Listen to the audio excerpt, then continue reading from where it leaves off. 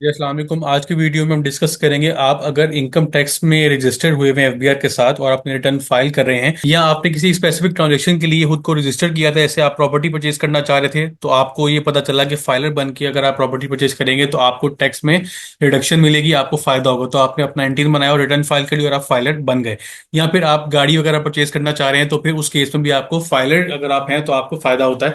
तो आपने अगर एनटीएन बना के अपनी ट्रांजेक्शन कर ली और फिर आपने फाइलर हो गए 1 साल की रिटर्न फाइल करके और अपना एटीएल सरचार्ज पे करके, उसके बाद आपने रिटर्न फाइल करने की कोई इंटेंशन नहीं थी, लेकिन आपको एफबीआई की तरफ से नोटिस रिसीव हो रहे हैं और कॉन्स्टेंटली आपको कहा जा रहा है कि आप अपनी रिटर्न फाइल करें। तो दो टर्म्स यूज होती हैं, एक है नॉन फाइलर और एक है डी रजिस्टर। सबसे पहले हम देखते हैं कि फाइलर क्या होता है। फाइलर वो होता है कि अगर आप सबसे पहले एनटीएन बनाते हैं, एनटीएन रजिस्टर करते हैं, उसके बाद अपनी पिछले 1 साल की रिटर्न फाइल करते हैं। अगर आपने रिटर्न लेट फाइल की हुई है तो आप एटीएल सरचार्ज पे करते हैं 1,000 रुपए का, फिर आपका नाम फाइलर लिस्ट में शामिल हो जाता है। इसको आप कहते हैं फाइलर। अगर आप नॉन फाइलर बनना चाह रहे हैं तो नॉन फाइलर बनने के लिए सिंपली आपको क्या करना है कि आपने अपनी रिटर्न फाइलिंग को स्टॉप कर देना, कि आप अपनी रिटर्न फाइल ना करें। मतलब आपका जो साल चल रहा है, अगर आप उसकी रिटर्न फाइल नहीं करते तो अगले साल की जो लिस्ट निकलेगी उसमें आपका नाम एक्सक्लूड कर दिया जाएगा और आप नॉन फाइलर कैटेगरी में शामिल हो जाएंगे। इसमें आपके कोई चार्जेस नहीं लगते, सिंपल आपको रिटर्न फाइल करना स्टॉप कर देना है। लेकिन उसके बदले में आपका एफबीआई से नोटिस भी आता है और आपको वो बार बार रिमाइंडर देता है कि अपनी रिटर्न आप फाइल करें। तो आप इस सरदर्द से निकलने के लिए अपने आप को डी रजिस्टर करना चाहें तो डी रजिस्टर्ड में क्या होगा कि आप अपने आप को एनटीएन आपका जो है वो आपका डिलीट हो जाएगा फ्रॉम एफबीआर रिकॉर्ड। तो फिर आपको ना कोई नोटिस आएगा और ना ही आपको दोबारा कोई रिमाइंड करवाया जाएगा कि आप अपनी रिटर्न फाइल करें। तो उसका क्या तरीका है, सबसे पहले आपने जो अपनी एनटीएन की जो प्रोफाइल है, एनटीएन रजिस्ट्रेशन की जो एनटीएन सर्टिफिकेट जिसको बोलेंगे, उसकी कॉपी आपने एक लेनी है। उसके साथ अपनी सीएनआईसी कॉपी आपने अटैच करनी है और आपने एक एप्लीकेशन लिखनी है एफबीआर को, एफबीआर कमिश्नर को। इसमें आप उसको बताएंगे कि आप डी रजिस्टर होना चाह रहे हैं। लेकिन इसमें आपकी जो रीजन है वो काफी स्ट्रांग होनी चाहिए, क्योंकि एफबीआर आपको अपनी टैक्स नेट से निकाल रहा है आपके एप्लीकेशन पे। तो उसमें आपके पास स्ट्रांग वैलिड रीजन होनी चाहिए। सबसे पहली वैलिड रीजन आपकी क्या होगी, अगर आपको बिजनेस कर रहे हैं तो आपका बिजनेस अगर बंद हो गया है, बिजनेस एक्टिविटी आपकी स्टॉप हो गई है, तो फिर उस केस में आप लिख सकते हैं कि मेरा बिजनेस अब बंद हो गया है, तो मैं अपने आप को डी रजिस्टर करना चाह रहा हूँ और फ्यूचर में मेरा कोई ऐसा प्लान नहीं है कि अपना कोई नया बिजनेस स्टार्ट करूं। या फिर अगर आप सैलरी इनकम अर्न कर रहे हैं तो फिर आपकी सैलरी अगर टैक्सेबल स्लैब से नीचे आ गई है, तो फिर आप उसको कह सकते हैं कि मेरी टैक्सेबल स्लैब से सैलरी नीचे चली गई है, तो मैं अब एनटीएन मेरा जरूरी नहीं है, कंपलसरी नहीं है मेंटेन करना, तो मैं अपने आप को रजिस्टर करना चाह रहा हूँ। या फिर आप कह सकते हैं कि मैंने रिटायरमेंट एज आपकी आ गई है, अब आप सिर्फ पेंशन रिसीव कर रहे होंगे।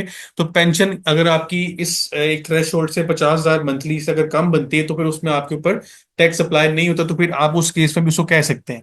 या फिर आपने सैलरी अपनी जो आपकी इंप्लॉयमेंट थी वो आपने खत्म कर दी है, आपका कोई प्रॉपर्टीज वगैरह है उसको आप रेंट आउट किया हुआ है, वो आप उस पे अपनी इनकम अर्न करते हैं। लेकिन रेंट आउट के ऊपर भी अगर आप प्रॉपर्टी करते हैं, उसमें आपकी इनकम अगर 6 लाख से एक्सीड करी है तो भी आपको टैक्स जमा करवाना पड़ेगा, रिटर्न फाइल करनी पड़ेगी। तो अगर आपकी एनुअल इनकम 6 लाख से कम हो गई है तो फिर ये आपकी वैलिड रीजन बनती है कि आपको वो डी रजिस्टर कर दे। इसके बाद एफबीआर कमिश्नर हो सकता है कि आपको वहां पे पर्सनली प्रेजेंट होने के लिए कहे और आपको वो आपसे क्वेश्चन आंसर करे कि आप क्यों डी रजिस्टर करना चाह रहे हैं। अगर सेटिस्फाई होगा तो वो आपको अलाउ कर देगा।